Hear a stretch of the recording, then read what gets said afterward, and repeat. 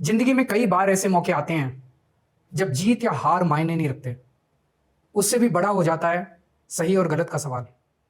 क्या सही है और क्या गलत है।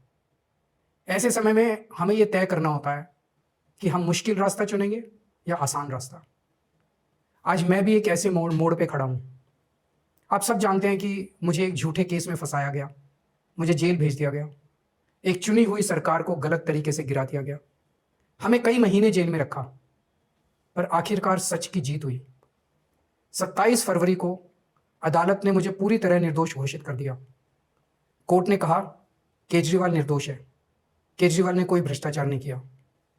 कोर्ट ने सीबीआई की जांच पे ही सवाल खड़े कर दिए और जांच अधिकारी के खिलाफ एक्शन लेने के आदेश दे दिए। लेकिन सच का रास्ता आसान नहीं होता।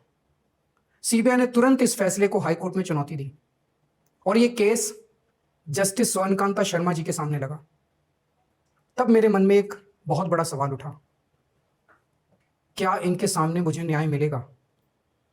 मेरे मन में यह प्रश्न क्यों आया? इसके कई कारण हैं, पर दो कारण मुख्य हैं।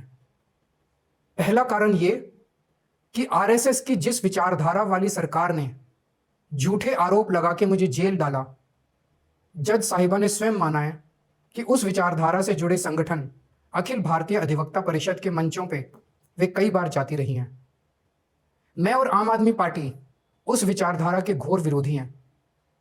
ऐसे में क्या उनके सामने मुझे न्याय मिल सकता है? दूसरा कारण कॉन्फ्लिक्ट ऑफ इंटरेस्ट। कोर्ट में मेरे विपक्ष में केंद्र सरकार की सीबीआई है और जस्टिस स्वर्णकांता जी के दोनों बच्चे केंद्र सरकार में काम करते हैं। उनके दोनों बच्चे केंद्र सरकार के वकीलों के पैनल में हैं। हमारे सामने कोर्ट में दूसरी ओर से वकील हैं सॉलिसिटर जनरल श्री तुषार मेहता जी। तुषार मेहता जी दोनों बच्चों को केस देते हैं। उन्हें कितने केस मिलेंगे, कौन से केस मिलेंगे, ये तुषार मेहता जी तय करते हैं। भारत सरकार के पैनल में लगभग 700 के करीब वकील हैं, लेकिन जस्टिस स्वर्णकांता जी के बेटे सबसे ज्यादा केस पाने वाले वकीलों में से एक हैं। उनके बेटे को 2023 से 2025 के बीच लगभग 5,904 केस डॉकेट मिले। इससे उनके बेटे को करोड़ों रुपए की फीस मिली। आज की तारीख में उन बच्चों का भविष्य और कमाई दोनों काफी हद तक तुषार मेहता जी पर निर्भर है। तो किसी के भी मन में यह चिंता स्वाभाविक है कि अगर जज साहिबा के बच्चों की कमाई और उनका भविष्य सामने खड़ा वकील तय कर रहा है, तो क्या जज साहिबा उस वकील के खिलाफ फैसला कर पाएंगी? मैं ये स्पष्ट करना चाहता हूं कि मुझे जुडिशरी पे पूरा भरोसा है। मैं जुडिशरी का बहुत सम्मान करता हूं। जब मेरे खिलाफ गलत साजिश हुई तो हमारे देश की जुडिशरी ने ही मुझे न्याय दिया था। जब मुझे झूठे केस में गिरफ्तार किया गया तो इसी जुडिशरी ने मुझे बेल दी थी। इसी जुडिशरी ने मुझे उसी झूठे केस में दोष मुक्त करार किया है। पिछले 75 वर्षों में जब जब देश पे आंच आई, हमारे देश की जुडिशरी ने देश को बचाया और नागरिकों के हितों की रक्षा की है। मैं जस्टिस स्वर्णकांता जी का भी बहुत सम्मान करता हूं। मुझे उनसे या उनके परिवार से किसी भी प्रकार की कोई व्यक्तिगत आपत्ति नहीं है।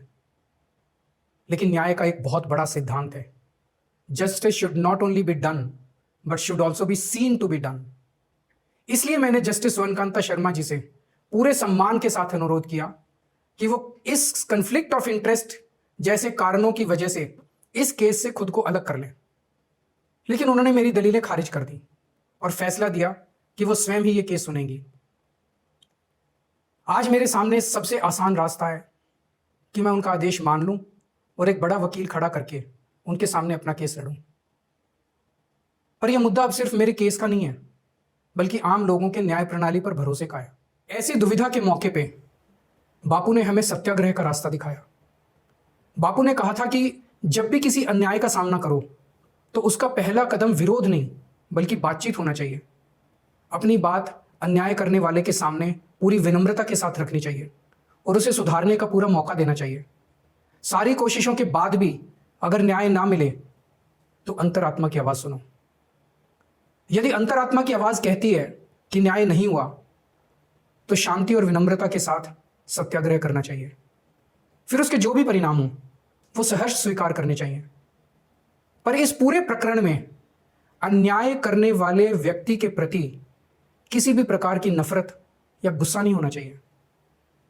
मैंने भी बातचीत से शुरुआत की, पूरी निष्ठा और विनम्रता के साथ जस्टिस स्वर्णकांता जी के सामने अपनी बात रखी, उन्हें इस केस से अलग होने के लिए याचना की। मैंने आग्रह किया कि मेरा केस हाईकोर्ट के किसी भी अन्य जज द्वारा सुन लिया जाए, लेकिन उन्होंने मेरी प्रार्थना अस्वीकार कर दी। उन्होंने फैसला दिया कि वे अपने आप को इस मामले से अलग नहीं करेंगी और ये केस वो स्वयं ही सुनेंगी। उनके दिए गए इस फैसले से मैं पूरी विनम्रतापूर्वक असहमत हूं। इस पूरे घटनाक्रम के बाद मेरी आशंका और गहरी हो गई है कि क्या उनके सामने मुझे न्याय मिलेगा। बापू के दिखाए रास्ते पर चलते हुए सत्याग्रह की भावना से अब मैंने फैसला किया है कि मैं इस केस में जस्टिस स्वर्णकांता जी के कोर्ट में ना तो स्वयं पेश होऊंगा और ना ही मेरी तरफ से कोई वकील पैरवी करेगा। जस्टिस स्वर्णकांता जी जो भी फैसला सुनाएंगे उस पर समय आने पर मेरे जो भी कानूनी अधिकार हैं, जैसे सुप्रीम कोर्ट में चुनौती देना आदि, वो सभी कदम लेने के लिए मैं स्वतंत्र हूं। ये बात आज मैंने एक पत्र लिखकर जस्टिस स्वर्णकांता जी को भी सूचित कर दिया है। मेरा जस्टिस स्वर्णकांता जी से किसी प्रकार का व्यक्तिगत विरोध नहीं है। यदि भविष्य में भी कभी उनके सामने मेरा कोई अन्य केस लगता है जिसमें मेरे विरोध में बीजेपी, केंद्र सरकार या तुषार मेहता जी नहीं है, तो मैं उनके समक्ष जरूर पेश होऊंगा। आप पूछ सकते हैं कि यदि मैं जस्टिस स्वर्णकांता जी के रिक्यूजल ऑर्डर से असहमत हूं तो उसके खिलाफ सुप्रीम कोर्ट क्यों नहीं जा रहा? उसकी तैयारी कर रहा हूं। यह पूरा मामला बहुत नाजुक और संवेदनशील है। कानून को ध्यान में रखते हुए, जुडिशरी के सम्मान को ध्यान में रखते हुए और लोगों के न्याय व्यवस्था पर भरोसे को ध्यान में रखते हुए एक एक कदम उठाना है।